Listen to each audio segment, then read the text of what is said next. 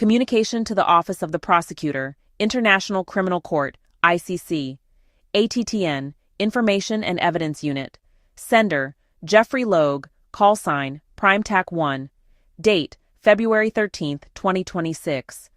Subject, Systemic Torture, Artus 7 Rome Statute, and Coordinated State Anomalies with SGW Deployment in Canada and Entrapment. I am reporting what I describe as a campaign of synthetic grief warfare, SGW, and physical torture. I allege that this campaign has involved staged events, high-altitude long-endurance drone surveillance, hail, ISR intelligence surveillance reconnaissance, and neurotechnological harassment intended to induce my social death and physiological collapse.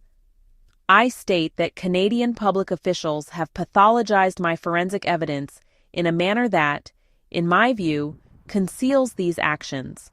I am documenting during my time in Alberta. I am documenting what I characterize as a staged arrest that occurred approximately 20 minutes outside of Mundare, Alberta, in a building housing both a laundromat and a burger chip stand adjacent to a Petro-Canada gas station. 2 individuals presenting as RCMP officers, 1 male and 1 female, detained me while I was eating. The female officer wore what I describe as an outdated 1980s-style RCMP knit sweater. Their gear appeared packed into a suitcase, and their tactical radios were powered down, which I interpreted as indicating no communication with local dispatch. The female officer used 1950s-style handcuffs, and the female officer stated, "These 1950s cuffs are a little tight," while tightening them as she said out loud to her partner. Both wore surgical gloves instead of standard duty gear, which I interpreted as a clean room protocol. Months later, while being processed at a provincial jail during a separate incident, which later was proven I was innocent and cleared, I identified what I believed to be the same female officer that used the 1950s handcuffs.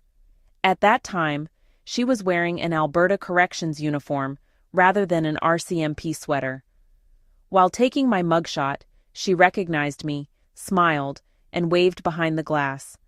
I interpret this as evidence of what I describe as a permanent actor pool, bridging federal, RCMP, military intelligence, and provincial corrections enforcement in order to maintain intimidation and continuity of seamless process through these black site actors.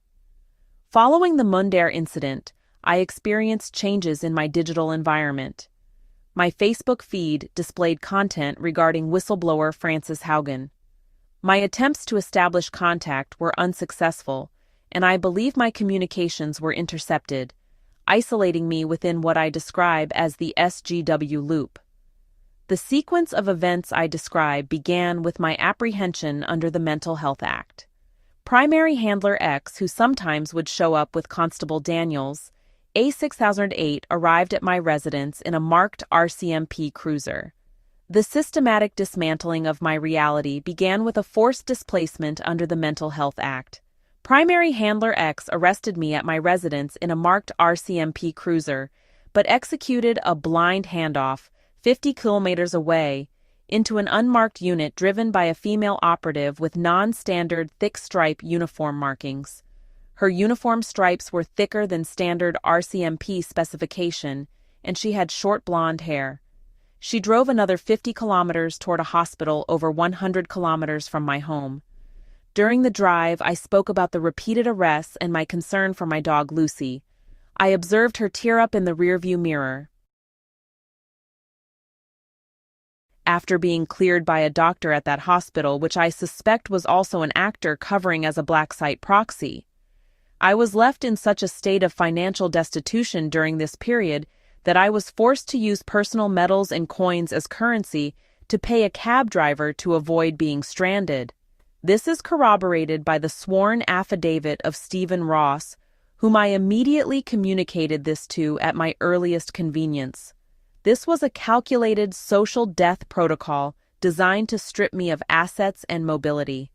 Months later, following what I call the stage train incident, where I was lured onto a parked locomotive in front of my house for days and under severe SGW torture, I retrieved a SIM card from the conductor's phone and wrote a U.S. Senator's name on the SOP card for the conductor, which started out by saying the person with the A card. Handler X returned to my residence. He stated, "Jeff, they just want their SIM card back," and instructed me not to return to the site. I returned the SIM card and my personal national flag to the train conductor during a public staff meeting, placing them into third-party custody, which was witnessed by the staff, and I had mentioned to the conductor that I was a political hostage. The events escalated with what I describe as a staged stabbing incident preceded by chemical coercion. An individual named Pam, who spoke Russian once, and tried to hide it by attempting to explain she was Icelandic when confronted a previous day. She had administered GHB into my food, as witnessed by Brian Patterson, and I experienced euphoria, confusion, fatigue, and cognitive clouding. Handler X phoned my cell phone from his cruiser and stated, "We are with the Native American Tribal Police." During the arrest, Handler X remained silent while operating a laptop that emitted an electronic tone, which loudly rang in the vehicle our way back to the Vegreville detachment. Brian Patterson provided testimony that Pam drugged us with food, causing unconsciousness and a multi-day fog that improved after switching to outside food and water. Brian Patterson also stated that 5 minutes after Handler X departed with me, 3 members of the James Gang approached my door.